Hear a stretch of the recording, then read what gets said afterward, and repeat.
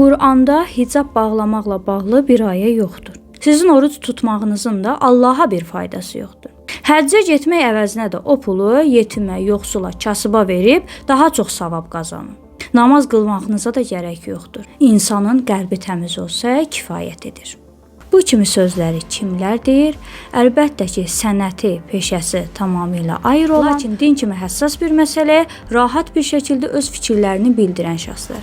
Əgər həmin şəxslərə desək ki, bir cərrahın yerinə əməliyyata girib bir xəstəni əməliyyat edin. Bir professorun yerinə universitetə gedib tələbələrə elm öyrədin.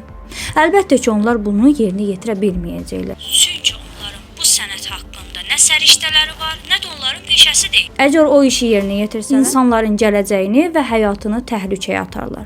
Lakin görəsən nə üçün bu qədər rahat insanların axirətini və əbədi həyatını təhlükəyə atacaq fikirləri rahat bir şəkildə deyə bilirlər? İnanın ki, həmin şəxslər əgər öz peşələri ilə məşğul olsaydılar və öz sənətləri üzrə müvəffəq olmağa çalışsaydılar, xalqımıza daha çox fayda verərdilər.